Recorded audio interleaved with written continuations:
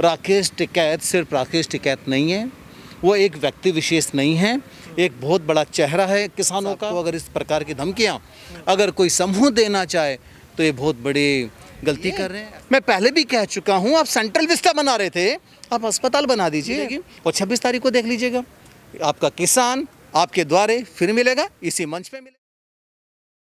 देखिए 26 तारीख का, क्योंकि 26 तारीख को 6 महीने हो जाएंगे इस आंदोलन को चलते हुए, बल्कि ये मैं कहूँगा कि शांतिपूर्ण संवैधानिक तरीके से आंदोलन को चलते हुए, और इस 6 महीने में इस गूंगी बहरी सरकार ने कोई सूध नहीं ली।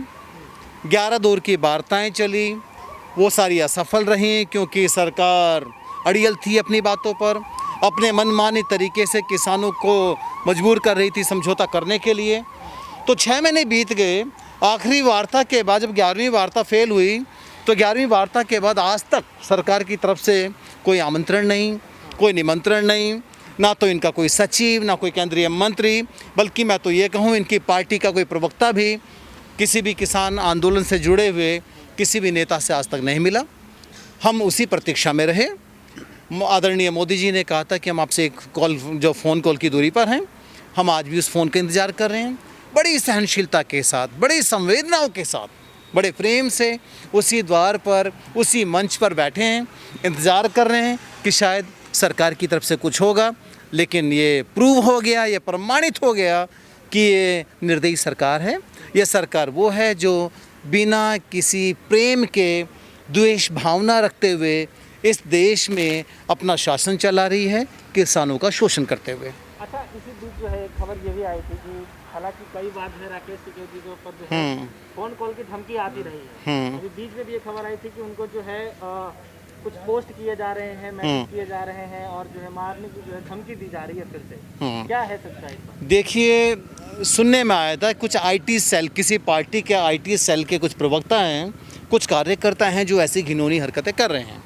लेकिन मैं आपको बता दूं, आपके माध्यम से सरकार को बता दूं, राकेश टिकैत सिर्फ राकेश टिकैत नहीं है, वो एक व्यक्ति विशेष नहीं है, एक बहुत बड़ा चेहरा है किसानों का पूरे देश में, मतलब कि मैं तो ये कहूँ विदेशों में भी भारतीय किसानों का एक ऐसा प्रमुख चेहरा है, किसानों के मसीहा के रूप में अवतरित हो चुके हैं, उनका प्रगटीकरण हो गया। और सारे किसान पूरे देश का, चाहे वो शहरों में हो, शहरों के आसपास हो, गांव दूर दराज में हो, सब राकेश के साथ हैं। और राकेश चौधरी साहब को, टिकैत साहब को अगर इस प्रकार की धमकियां अगर कोई समूह देना चाहे तो ये बहुत बड़ी गलती कर रहे हैं। ऐसा ना करें। बड़े सम्मान के साथ आंदोलन चल रहा है, बड़े सम्मान के साथ आंदोलन का नेतृत्व हो रहा है, बड़े शांति से अपनी मांगों पर बैठे हैं। हमें अपना काम करने दीजिए, सरकार अपना काम करे। वेलफेयर स्टेट है तो वेलफेयर स्टेट का पालन करते हुए हमसे बात करें, इन काले कानूनों को वापस करें, इसी में देश की भलाई और सभी का हित है। अच्छा, एक आखिरी सवाल है मेरा। उनका एक बयान जो है हाल ही में वायरल हो रहा है, वो कह रहे हैं कि किसानों का रास्ता जो है अलग जाता है और जो कोरोना का जो मरीज है और जो इससे रिलेटेड जो वो है, उनका जो रास्ता वो अलग जाता है, दोनों को एक ना किया जाए। टिकैत जी ने बिल्कुल ठीक कहा है। भाई, आप कोरोना का रास्ता क्या, कोरोना अगर महामारी है, आप ग्रस्त हो गए तो आपका रास्ता हॉस्पिटल है। किसानों का रास्ता, जैसे राकेश जी ने कल कहा, वो पार्लियामेंट है। क्यों है पार्लियामेंट? बिल कहाँ बना था, कानून कहाँ बनाए गए? पार्लियामेंट में। जब पार्लियामेंट में आप कानून बनाते हैं और वो समय बनाते हैं जिस समय कोरोना का काल चल रहा था, पार्लियामेंट सेशन में नहीं था। जब पार्लियामेंट सेशन में नहीं था, आप एक अध्यादेश लेकर आ जाते हैं, अध्यादेश को फिर बाद में कानून का रूप धारण करा देते हैं।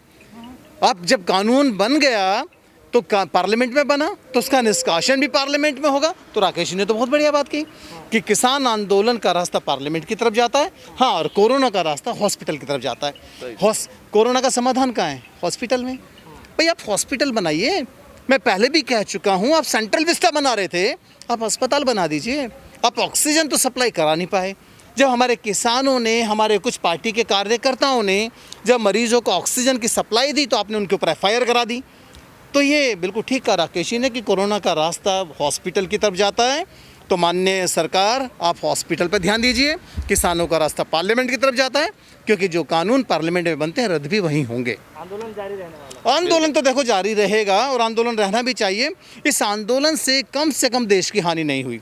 मेरा किसान खेत में काम कर भी आ रहा है, पूरी तरह से सर्दी गर्मी बरसात, आपने देखा पुल के नीचे पानी भरा हुआ था, हम पानी खींच खींच के मेरे किसान बैठे हैं। हाँ, प्रशासन की तरफ से सहयोग रहा कि सैनिटाइजेशन पूरा रहा, जैसा राकेश जी ने कल कहा था, पूरी तरीके से सैनिटाइजेशन हो रहा है। भीड़ जो है अब थोड़ा कम दिखाई दे रहा है, क्या वजह है? भीड़ तो कम नहीं है, अब हमारी भीड़ बढ़ रही है। कारण यह है, भीड़ क्यों बढ़ रही है, क्यों अभी तक मेरा किसान खेत में, अब गन्ने की कटाई चल रही थी, बुआई भी चल रही थी, गेहूं की भी कटाई हुई है, अभी थोड़ा गन्ना और कटा है, मिल बंद होने का टाइम आ गया है, और किसानों को तो गन्ना मिल के मालिकों के साथ भी संघर्ष करना पड़ रहा है। तो ये सारी चीज़ चल रही हैं।